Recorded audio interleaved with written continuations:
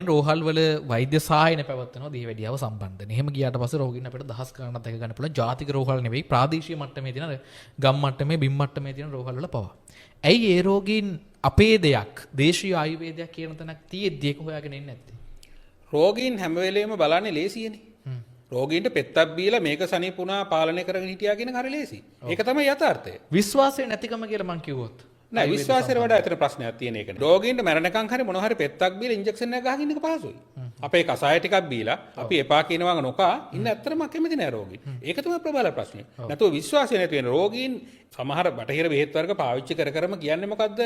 සිංහල වෙදකම තමයි හොඳ මේක කියලා කියන්නේ. නමුත් බෙහෙත් ටික පාවිච්චි කරන්න ගියාම මොකද කරන්නේ? පෙත්තක් බීලා නිකන් ඉන්නවා. ඒක තමයි පහසු දෙය කියලා හිතන්නේ. ඊළඟට ඒක හරහා රෝගේ වැඩි වෙලා ඉවරලා ස්නායු ප්‍රශ්න ඇති වෙලා ලිංගික ප්‍රශ්න ඇති වෙලා කකුල් කපන්න කියලා ඒ මොන තත්ත්වයක්වත් නෙමෙයි ඒගොල්ලෝ හිතන්නේ. මම සීනි පාලනය කරන් ඉන්නවා. දැන් අපි ළඟටත් ඇවිල්ලා කියන ડોක්ටර් මම සීනි නම් පාලනය කරන් ඉන්නවා කියලා. මොන පාලනය කරන් ඉන්නවද? රෝගේ උත්සන්න වෙනවා එන්න. ඒක රෝගේ වැඩි වෙනකොට පාලනය කරන් හිටිය කියලා වැඩක් නැහැ. ඉතින් ඒක තමයි දැනට තියෙන තත්ත්වය. ආයුර්වේදයට යොමු වෙන්නේ නැත්තේ අපේ පාරම්පරික ඖෂධ වල යොමු වෙන්නේ නැත්තේ මේක පරිහරණය කිරීම අපහසුතාවය.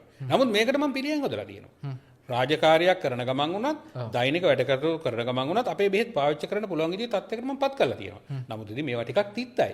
ගස් කොළවල පොතුනේ. සමහරලාට ටිකක් කසට රසයි. භාවිතා කිරීමේදී පොඩි පොඩි ප්‍රශ්න ඇති වෙනවා. නමුත් කෙනෙක්ගේ කකුලක් කපනවා තරම් මේක අමාරු නෑ. සත්කමකට යනවා තරම් මේක අමාරු නෑ. බ්ලඩ් ප්‍රෙෂර් වැඩි වෙනවනේ මේ වැඩි ආරෝග්‍ය. ඒ තත්ත්වෙට මේවාපත් වෙන්නේ නෑ.